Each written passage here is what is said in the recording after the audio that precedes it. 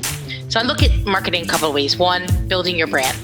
Building your brand, you have to say, I'm going to be in real estate for 10 years, 20 years, 30 years, 40 years, 50 years, whatever. Let's just say you got 20 years left. You got to think about that. You got to think about the 20 years every day.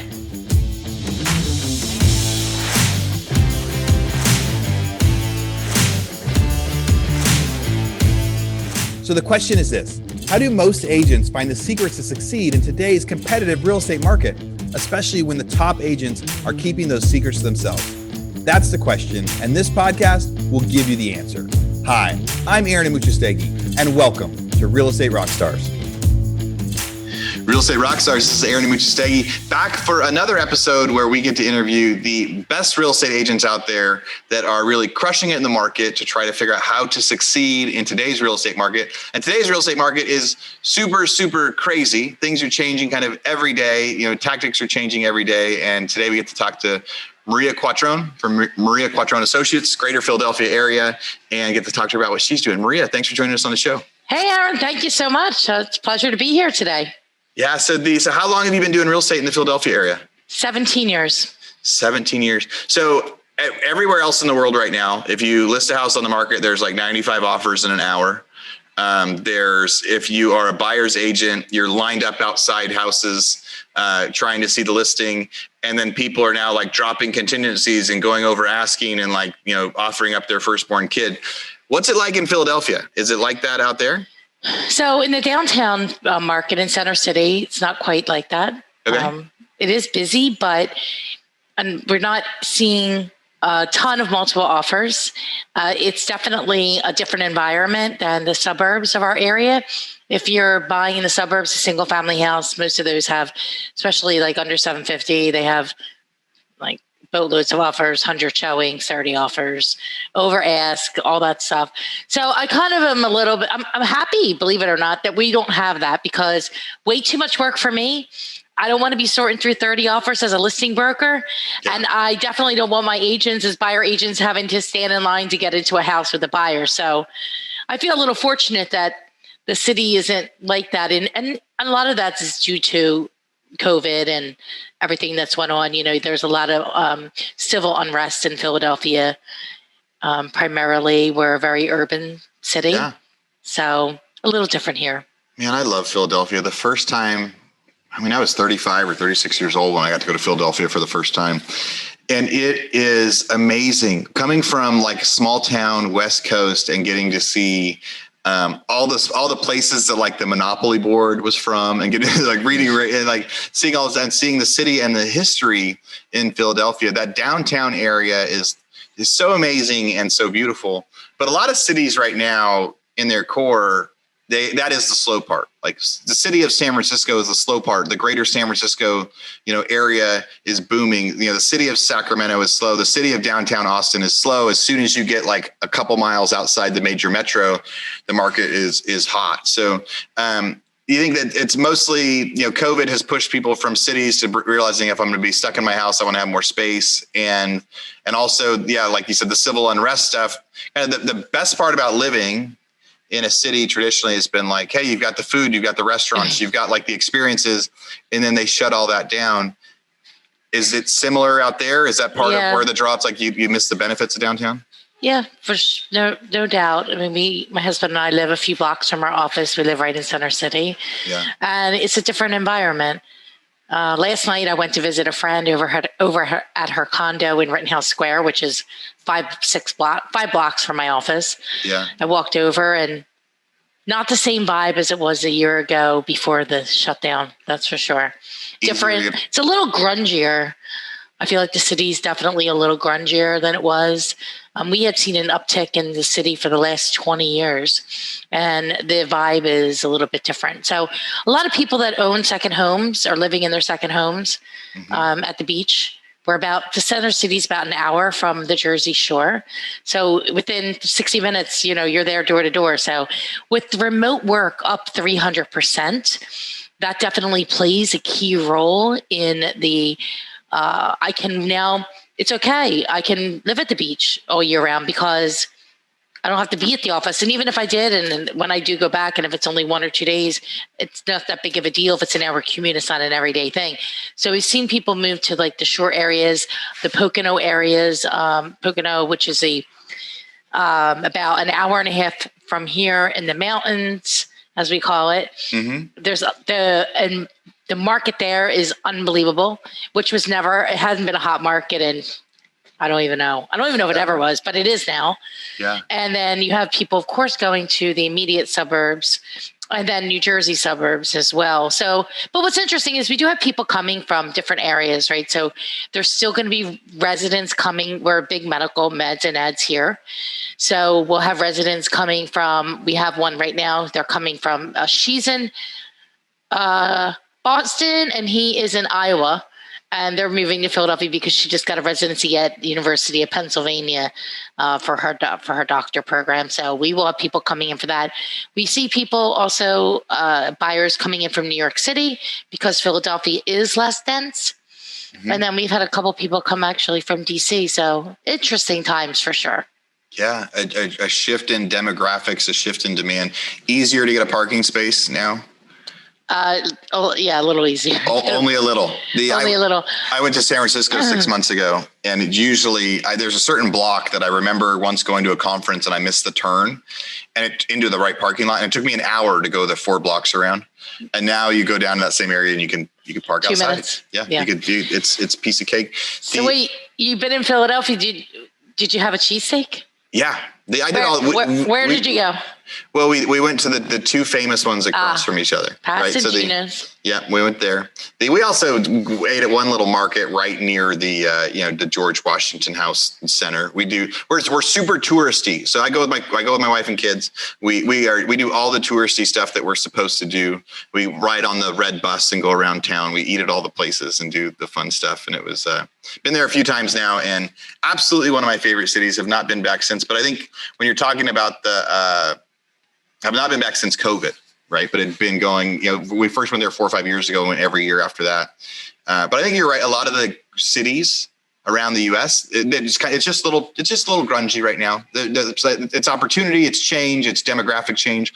What do you think will spur? Eventually, I think there will be a drive back into the city, into Philadelphia. Can you think of anything that's going to spur that change out there for you guys, or do you think it's just a matter of time, or do you think it's just slow, or what do you think the difference is? We should start with leadership. Yeah. Better leadership. Okay. Better leadership will help that change, and then getting people who work in the towers, our Market Street, which is where our commercial district is. The office buildings are back in the offices, because that business of the people working in Center City brings business into Center City. So the restaurants, the stores, they're supported by business people. Most business people take their clients to dinner and to lunch. So the restaurants get that business, which is a big deal. And if the business people aren't entertaining, which is what you get your most business on Monday, Tuesday, Wednesday nights and lunches, are all business people. So we haven't been to lunch. I went to one lunch this year. I had a lunch. That was good. One lunch I went to. I think you're right. As soon as people start working in the offices again, the downtown real estate, Jamie Dimon had talked about making, a lot of his employees kind of go back to work in downtown New York, with the idea that the guy selling hot dogs outside needs people in the offices. There's so many people that are counting on that lifestyle. Well, I'm curious to watch Philadelphia over the next couple of years as that happens. Let's talk deeper real estate, general real estate, maybe normal time real estate. So you got your license, you said, how many, 16 years ago, 17 years ago? Yeah. So it was 2003. A good friend of mine said, "You are bored with your job." I was selling radio advertising for a group of radio stations in Philadelphia. And I was kind of looking for another opportunity. And he said to me over a steak dinner one night, I'll never forget it. He said, "I think you should look at real estate." And I'm like, "Peter, I don't know." I was like, "I don't know about that sign. I see the people carrying the sign around the city, like the open house signs." That's what I was talking about. And I want to hold the sign. Weirdo. Anyway. Yeah. You're like, "I'm not going to hold a sign." Yeah, I'm not holding a sign. I'm not carrying the sign around. So I I talked with him, and then he said, why don't you talk to my business partner? And his business partner and him owned multifamily investment real estate in Center City. And he would say, yeah, see that building there? We own that. I'm like, you own that building? He's like, yeah, with 3 other partners. I'm 25% owner. And I still was like, I wasn't really getting it 100%. Yeah. And so I met with his business partner, who happened to be a broker and just opened a small brokerage here in Center City. And I picked his brain for about 2 hours at my house, maybe longer. And I asked lots of questions. And then I decided, like 3 weeks later, I signed up for the class. I took the class in January 2004 while I was still working in the radio industry. And I had my first closing, I think it was March 31st, 2004, for like $400,000. My friend bought a house. And then my second closing was multifamily, 4 units. It was the next month. And that was for $1,025,000. And so this went on. I did about, that year was part-time in between selling radio. I did about 16 or 17 sales. And I said, okay, I can do this. And so February 5th, 2005 was my first day full-time in real estate. Wow. I think that the first time somebody does $1 million deal, quit their other job. I think most of the time they're like, whoa, I made more in that transaction than I've made in, 4, 5, 6 months, some of my other businesses, or maybe a month. Like, you get to see that. And I think that's where that's the part where a lot of people love real estate. So I'm a little surprised that it took you so much long, even after the $1 million one. It did, because I was making pretty good money selling radio. Okay. I had months where I made that money. Oh, wow. So I had a pretty good income prior to this. And I had a real tough learning in the sales industry. So they don't mess around in radio. You have to call about 100 people to get 10 appointments, 100 businesses, people that can afford your product, 10 appointments to 2 sales. A lot of door knocking, a lot of rejection, a lot of being hung up on, a lot of being told, go pan sand, get out of my business. So when I got into real estate, I said, oh my God, this is so easy. Yeah. This is like, compared to what I was doing, I was selling air, not a house that you have to live in, or an investment property, or a rehab that you could flip and make $50,000 in 4 months. Right, you can see results. In real estate, you can actually see and look at it. I love it as an investment. I love it as something to sell, because at the end of the day, yes, if you're selling something advertising, you're having to tell them, like, it's working. You just don't see it. Like, it's almost like, it's like selling something invisible, like marketing. Like when you guys even market as real estate agents, you send out stuff so people like remember your name. It's tough to see the quick ROI on something like that, but to be able to say, like, hey, now you're living in the house, or now you own the house and you can touch it, you can see it. It is a very kind of tangible thing. So you had a really good first year actually for agents, as agents go, but it wasn't for the money. And because you actually had to like it, because you had a good paying job before. So you were like, I'm going to transition over to this. It's a little bit better, easier, different than selling air. What's something that I really loved it. Go ahead. I really loved it. I really didn't mind working 7 days a week. And I tell people all the time, like, if you love something that you do, you'll be successful at it if you don't quit. And so I spent a lot of time in the first couple of years analyzing the market. I understand numbers. I understand absorption rate. I understand when there's too much inventory coming and what's that going to do to pricing. So I watched it. I watched it unfold in 2006 and 2007. I kept saying to my broker, aren't you scared? He's like, what are you talking about? I said, do you watch the inventory every day? All of the inventory accumulating? I'm like, we're at 10 months. We're at 12 months. We're at 16 months. He didn't even know what I was talking about, which I thought was fascinating in itself. But I saw it coming. So when it happened, the crash, it was not a shock to me. I tried to tell sellers this was coming for a year and a half. Yeah. Because when I entered the industry, because I was doing so well so quickly, I started a team right away. And so it was like, it then called the Q team. They said, you can't use that because it's a vanity, and you can't use vanity. You're still not allowed to use vanity, but all these people here do. I don't know. I just, I I'm not 100% a rule follower, but some rules I like to just follow. So I just went to Maria Quattrone and used that as the brand. But I had a team really quickly, hit the ground running. My first year, February, I couldn't handle the paperwork. So by April, I had an assistant. Mm-hmm. And I didn't care. I was like, somebody has to do this because I can't do it. I was having a nervous breakdown trying to get papers in order. So I'm definitely not the admin. I'm a terrible admin. I'm a terrible email. Yeah. So, and then I start building a team. And right then, that was in 2005. It wasn't like a big thing. People didn't have teams. Yeah.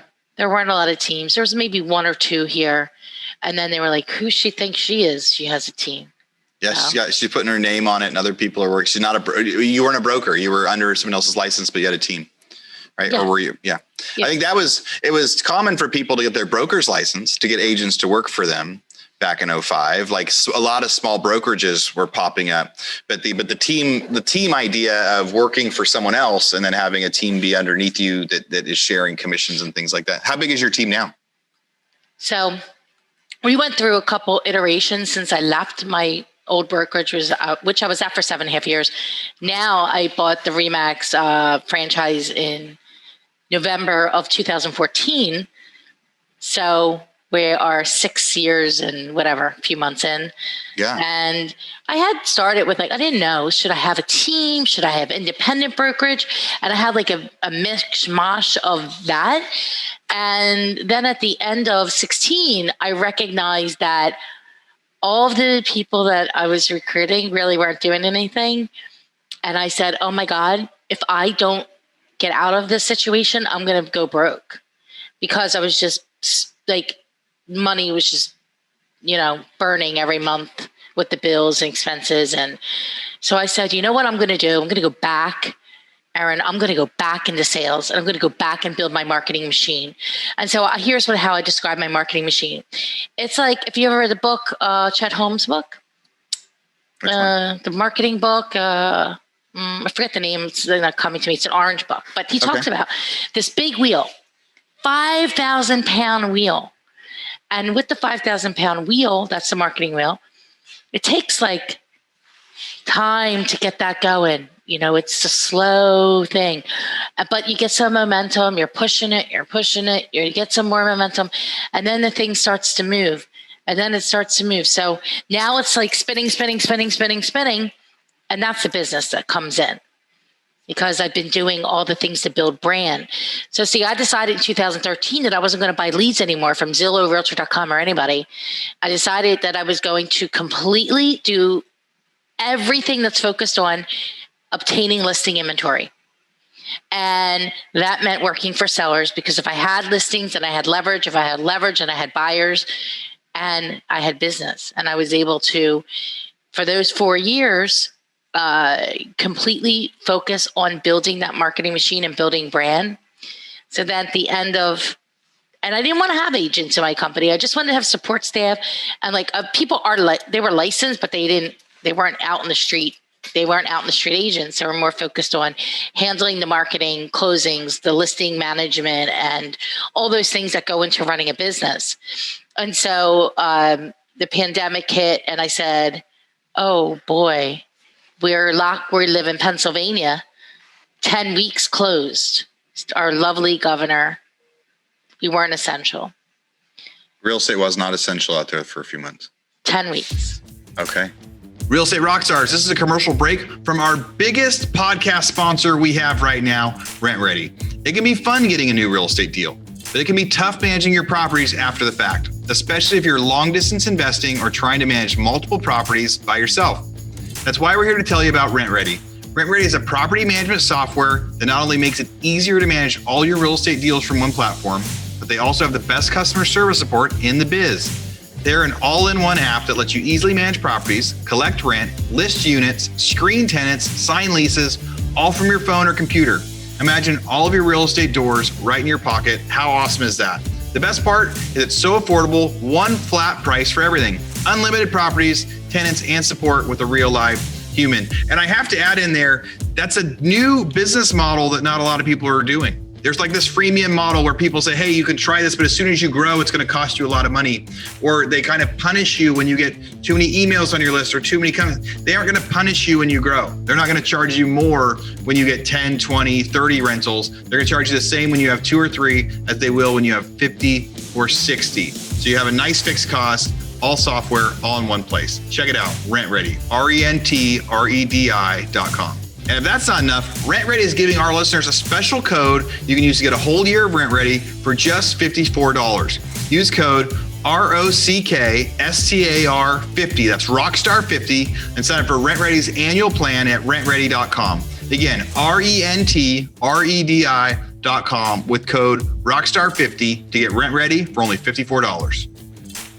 So I spent a lot of time going to lunches and dinners. I was that business person that took people out. So we had to decide what we were going to do. And we decided we were going to go, all in. We were already doing some radio and TV spots. And we said, let's go deeper into video and social media and creating content. So that's when we developed the podcast, Be the Solution, and the whole, that becoming our number one core value at MQA is to be the solution.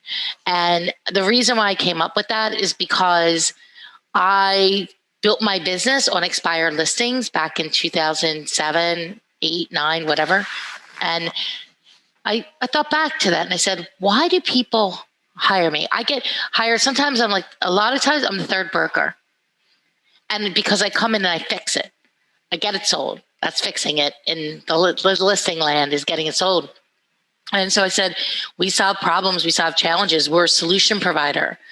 And so we came up with the meta brand of Be the Solution and started doing on YouTube and Facebook Lives with mega agents around the country, business owners locally, influencers, and building that show over the last since April 1st. So every week I go on live 1 to 2 times a week, depending on the week. But so about 7 times a month. Okay. And that has been very helpful I learned a lot of things from it. One, learning how to listen. Because like this podcast, you didn't give me any questions. I didn't give you any questions. It's the same thing with mine. It's organic, authentic. We want our guests to feel like this is their platform to tell their message. And so it's all about the listening. And that's made me a better, I believe, leader in my company, a better interviewer for people coming in. So fast forward to the end of 2020, I said, okay, now we are building this company and I'm going to hire every single person that I need to from a back office standpoint, support staff, even if we have to have way more people than we need right now in order to have the foundation laid to build MQA to be a pretty big team in our region, not just Philadelphia County, but the suburbs of New Jersey, as well as the suburbs of Philadelphia, the surrounding 7 counties of us. Are you still doing deals yourself? So yes, listing. So you're doing the listings. Listing, yes. And then you have other agents that also do listings and become your buyers. Last year we brought in 2 agents into our group. One, he focuses on buyers and listings, and the other one, she focuses on buyers. And then just this month, we onboarded 4 agents. So they're in training, our MQA training program right now to get them all ready to get into Follow-Up Boss and into our lead ponds so they can hit the ground running. We have tons of people for them to call. I generate a lot of opportunities. So it's easy. It's a plug and play for them.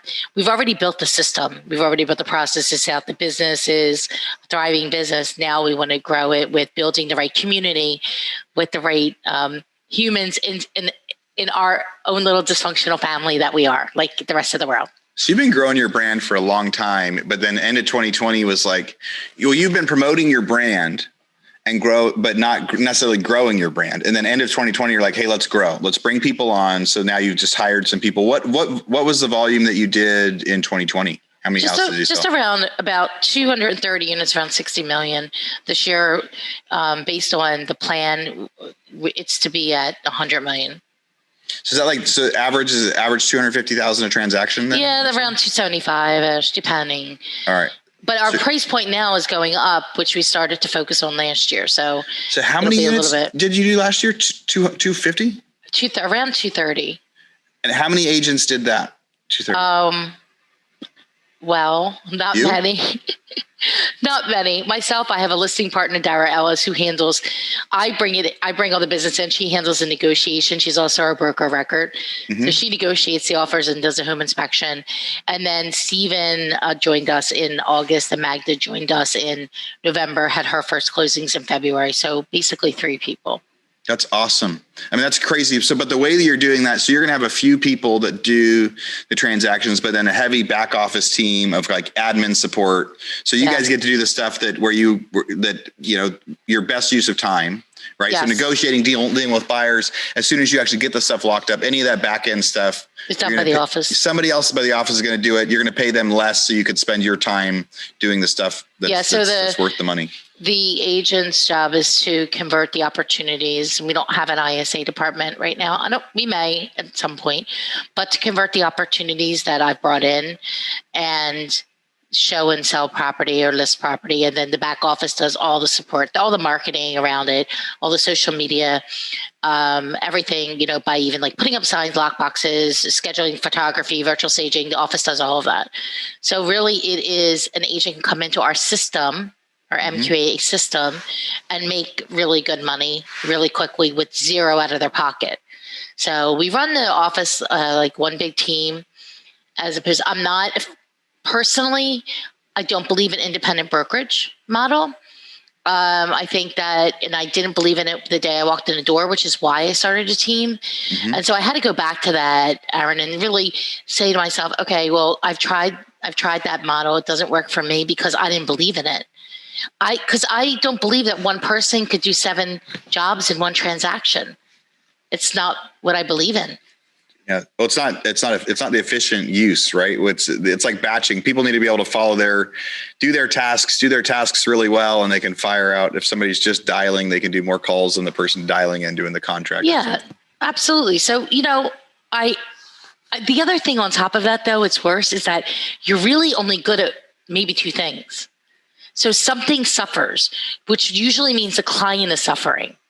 The client's suffering because you cannot be showing property and also getting mortgage commitments, putting things in the MLS, getting signs up, and scheduling photography. It's just not possible. It's not possible. I like that. You can only be good at 2 things. So focus on 2 things, have somebody else focus on the other ones, because it's not, otherwise the client suffers. And it goes back to justifying, like, why do you do this, and this? It's actually, someone could say, hey, if you're not doing all of it, are you giving your client the best service? And you could actually say, no, by me not doing the back end stuff, I'm giving my client the 100%. Best service. If I was trying to do the stuff that I suck at, just to be the one that keeps the transaction the whole way, the client suffers, not myself. So you're going to do like 350 this year, your goal for 2021. Plus you're going to bring on a bunch more people. So there's probably a decent chance that you'll beat your $100 million goal if you keep growing at the rate that you're growing at right now, of people wanting to kind of join your team. But I'll tell you something funny. I believe in the universe, and I believe in the law of attraction, and I believe in living in a high vibration. And I went to a RE/MAX broker owner conference a couple of years ago. And they gave me this little thing right here. Yeah. Multi-office owner, 100 plus associates. And on the lanyard, you get with your name. Okay, so I went back up to them. I said, listen, this isn't mine. This isn't mine. And I handed it back. They handed it back. I go, oh, but you know what? I said, can I keep this? You were like, hey, I'm not 100 plus agent. I'm not 100 plus associates. And you're handing it to them, and then you change your mind. I said, can I keep it? So they said, absolutely, you can have that, Maria. So I put it right here on my computer, and I stare at it every day. Every single day I look at it. And then I forgot it was there because I looked at it so much, but it's subconscious. Right? So the universe brings us what we put out. So if we say we're going to do this, we don't know how 100%. Yeah. Okay. But if you put it out there, it will find a way to put you in front of the right people to make it happen.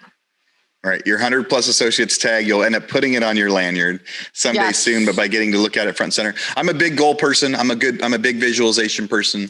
On all of my whiteboards and stuff all over the room, there are so many things on there that are like, no, there's actually a couple goals up there that I have done nothing toward this year, or maybe not even last year, but I also do know it comes true because even though I've taken no action toward it, I could see how I'm a step closer to a lot of them. So I think you're right on that with the way that the universe works. Let's talk about a couple of the kind of your tactics. So you did a pre-interview with Curtis and he said, I needed to make sure to ask you about your blue box. So blue box. So tell me about the blue box. Okay. So the blue box is an idea I came up with where the box goes out to people that tried to sell that no longer, so that didn't sell.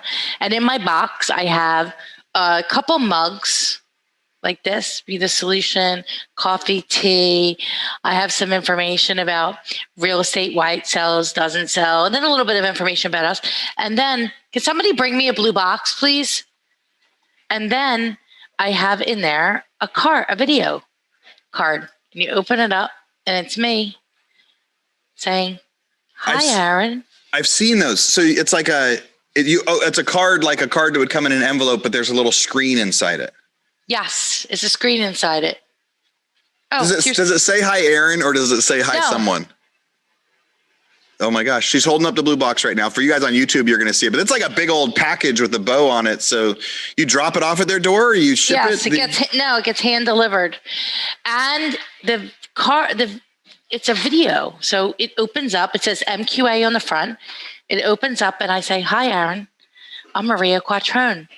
Our number one core value here at MQA is to be the solution, and I'm your solution to get your property sold." And then I go into a whole big thing about the property. It's 3 minutes long. And then I go over the core things that, what real estate is not. See? I can see it. I can see the card. It opens. Dude, I have seen those. I started looking. But it's a personalized, you can actually say the name on it. You know your script, but you can actually say the. Yeah. I mean, I don't read a script exactly, but I have an outline in my head and of what the things I need to cover are, because, real estate's not just, it's art and science, there's math involved as well, right? That's absorption rate, understanding the market, being the market expert. That is so crazy. So somebody's house expires. They get people calling them at like 6 a.m. the next day saying like, hey, let me give it a try. They get phone numbers, they get texts, they get letters. They get to the point where they like stop. I remember one day I had a house that I lived in that we took off the market. And the next day, like 5:30 in the morning, I got a phone call that was like, hey, your house just expired. Let us sell your thing. And I'm thinking, oh my God, it's going to be a long day. Oh my God. So by noon, I'm not answering my phone for the next week or two. Like I'm telling everybody like, no, we're also agents. Like you're not going to be able to you're not going to get my listing. I was just, testing something out. But so they get all that. And then they also get somebody like knocks on the door. And they see hand deliver them. Yeah, hand deliver. This blue pack. I mean, it's a little weird with COVID, but I said I wanted to do it anyway. It'll be over soon. People are getting vaccinated, whatever. But so, yeah. They'll leave it outside for a day. They'll let it air dry. They'll let it do their thing. I mean, no, it's all good. They take in the boxes, so. Yeah, they're like, there's a ribbon on it. Yeah, it's we like to do things that are different. One of the things that, I explain this to marketing, right? So I look at marketing a couple of ways. One, building your brand. Building your brand, you have to say, I'm going to be in real estate for 10 years, 20 years, 30 years, 40 years, 50 years, whatever. Let's just say you got 20 years left. You got to think about that. You got to think about the 20 years every day. So when people say, I started this, it didn't work. I started that, it didn't work. How long did you do it for? Were you consistent? Well, I did it for 2 weeks. Okay, well, it's not going to work. I did it for a month. It's not going to work. People say, you've done all that video last year. I produced overproduced podcast and video produced on my big view. I did over 350 since COVID hit. It's 350,000 in marketing. 350 pieces of content. Okay. I produced. People say, is that stuff working? Yeah. And I say, well, it depends on what you mean by that. And they look at me funny. And I say, okay, do you know how bamboo grows? And they're still looking at me. I go, okay, so it's like a stalk. It's like this big. And it gets to be a little bit bigger. It's got offshoots to it. And then it gets a little bit bigger. And it's kind of slow. It's not really growing. And it gets a little bit. Then all of a sudden, they have bamboo encampments. They're trying to stop the bamboo from growing. It will not stop growing. That's marketing and branding. Yeah, it's like the evergreen content that as it grows, it becomes a snowball. How much money do you spend on that blue box? $52. It's not bad. I was expecting that it was more expensive than that. We're efficient over here. So we shopped around. Well, that even being said, if I got one of those blue boxes as somebody who's just expired and all the people are calling, I would think, wow, this is very cool. The video card, the little gift, anything else you're definitely going to be on the short list for when they relist it for that. Do you know how much you spent on that blue box last year? No, this is a new thing. You just got going. I cannot wait to have you back in a year and see what was the conversion right for that. Super. I'll be happy to share that with you at the end of the year, what it is. What's your, if you could go back and tell yourself, so as a new agent, what's something you wish you would have known the first year that you know now?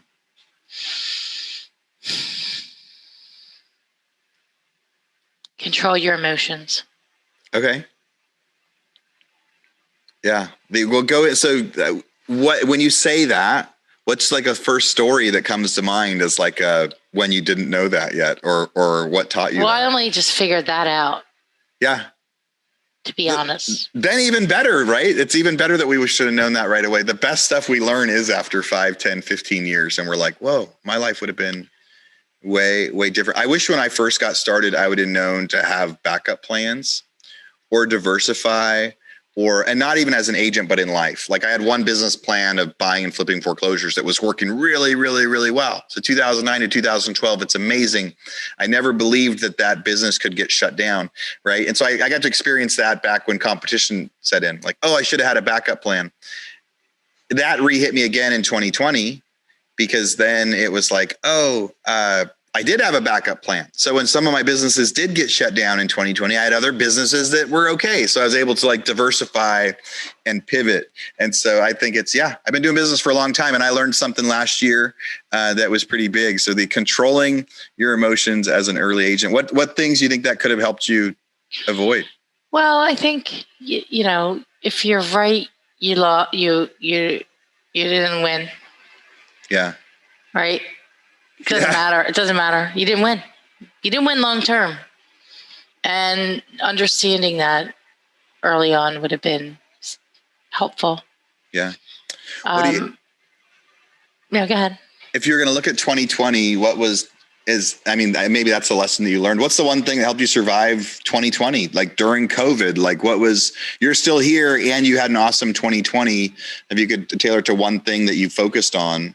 March was scary. We were we're all going out of a job, I felt like that. So what was your superpower during 2020? Well, March was very scary. And especially since I had a closing, we had a closing on March 31st, a commercial deal.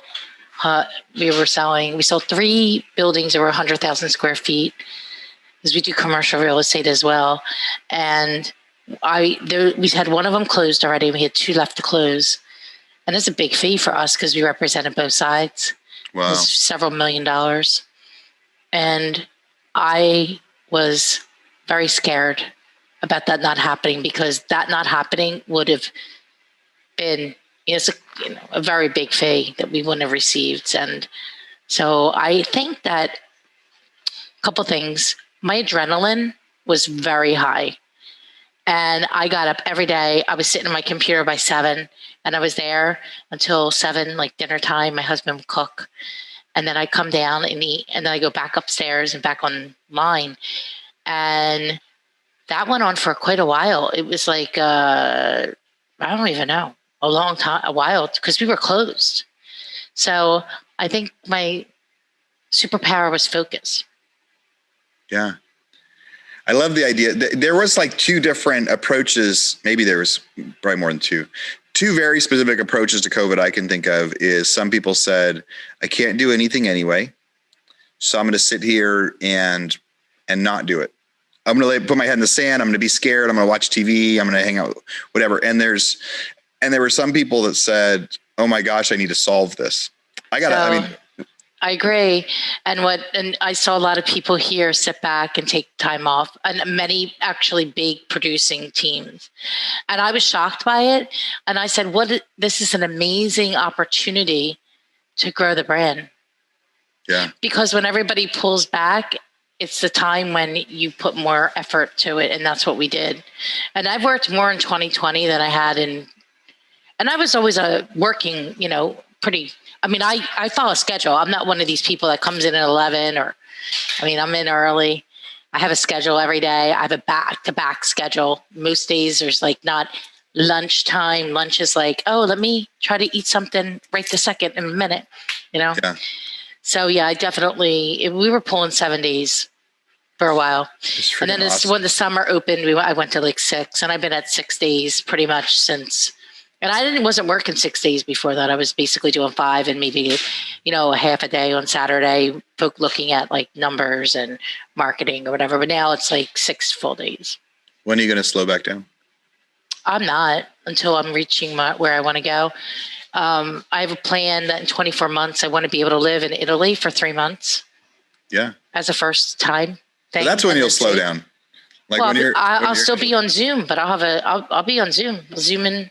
No, everybody. Well, I'm going to get you on the podcast when you're in Italy. Oh, I'll be in Florence. You can drink some wine with me through Zoom. Yeah, we'll talk about what you're seeing and what you're doing. When crisis hit, your adrenaline picked up, and you're like, "Hey, I'm going to work extra hard right now. I'm going to get up early. I'm going to make some." Yes, and people couldn't understand it. I had friends very aggravated with me.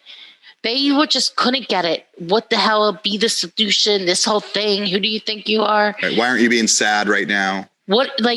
Because I took a completely opposite approach. I said, I'm not giving up.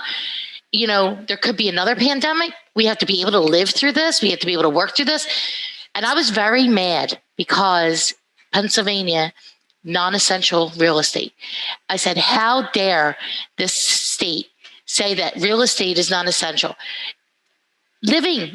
Owning a home, living in a home, renting an apartment. You couldn't rent an apartment. You couldn't go into an apartment building.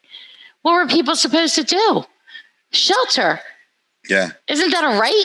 Yeah. So I took the approach where I was pissed off, and I was not stopping. And I call all my clients, and I wasn't trying to sell them anything. I would spend an hour on the phone with somebody trying to calm somebody down, or talking about, oh my God, this is crazy, and this and that, and what's going to happen. I said, we're all going to be fine. That's what's going to happen. And look what happened to the real estate market. Nobody knew. Everybody was afraid it was going to go in the toilet. It went the exact opposite way because people sat in their homes and go, oh my God, we got to get the hell out of this house. If I look at that ugly kitchen one more time, there's no place for the kids to go. We don't have a home office. We don't have a place for the gym workout stuff. We're not going to go to a gym anymore. Forget it. Germs, too many germs. Right? Yep. And so people wanted to change their surroundings. Then with remote work, 300%, and virtual school, people had to change what they were doing. Dude, it changed everything. It is so, in hindsight, it's really easy to go, of course that would happen. But I never in a million years thought that, back when it was hey, it'll be 2 weeks.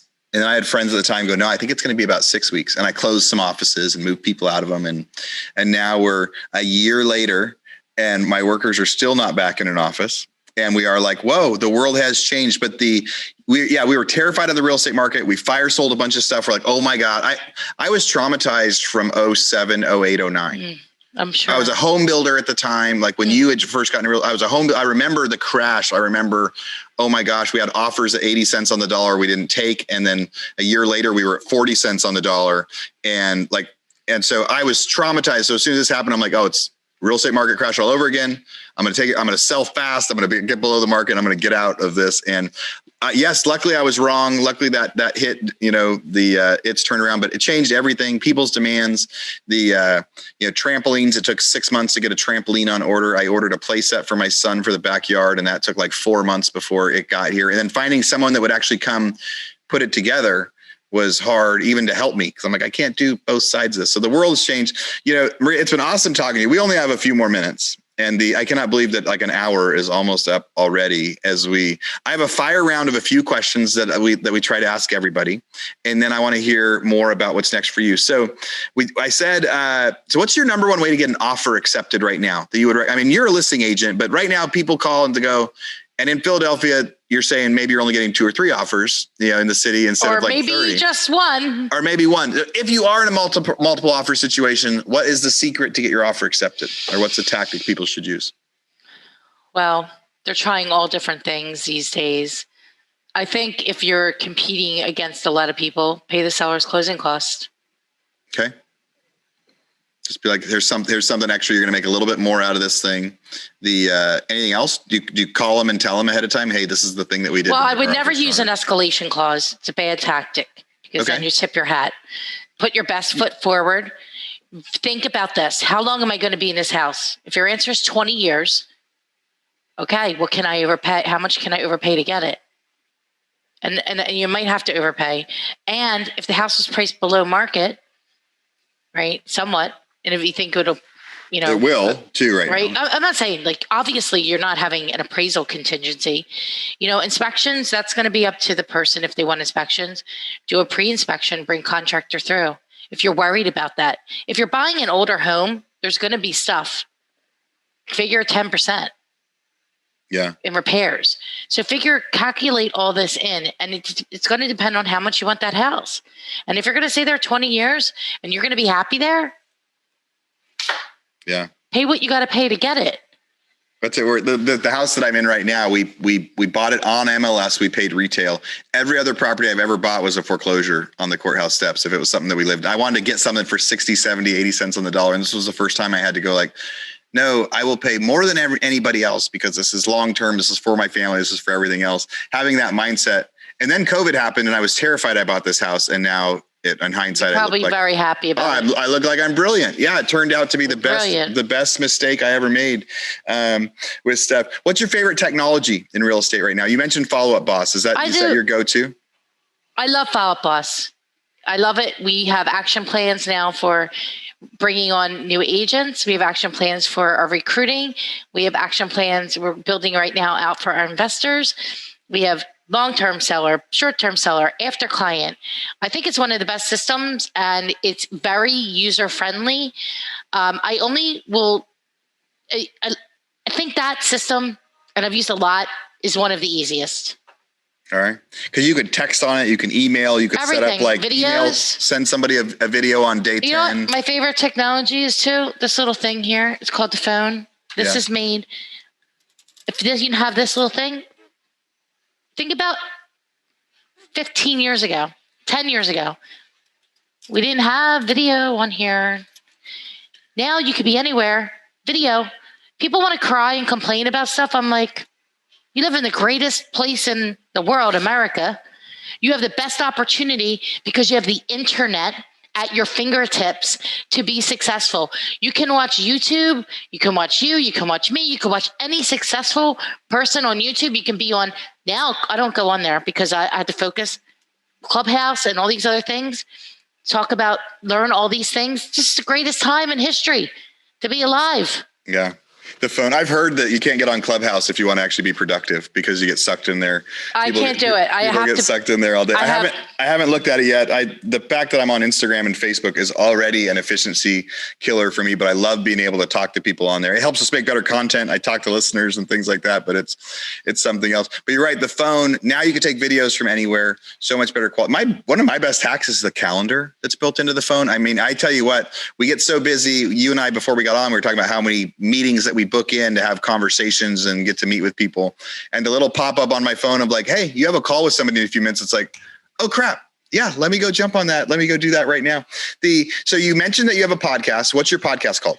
Be the Solution. Be the Solution. Heck of a name. With your branding that you've had. And did you start that branding in 2020? Was that your new April thing? 1st.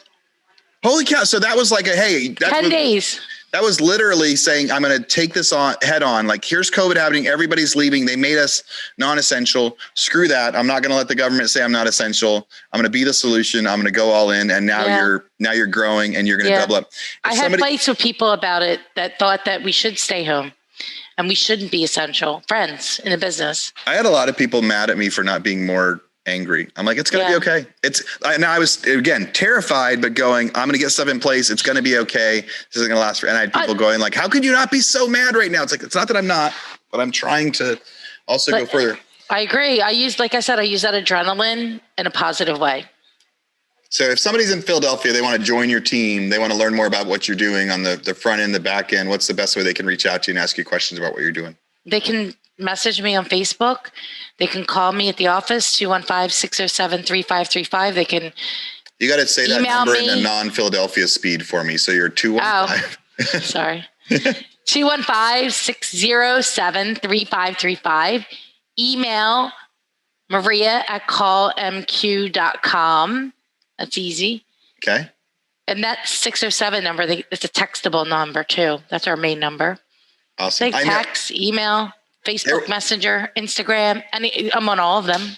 You're on all. So people now you're trying to hire agents, or you're trying to hire back end, or you're trying to hire admin. Is it like somebody lives in Philadelphia and they're interested in real estate? What's the best people that you'd have reach out to you right now?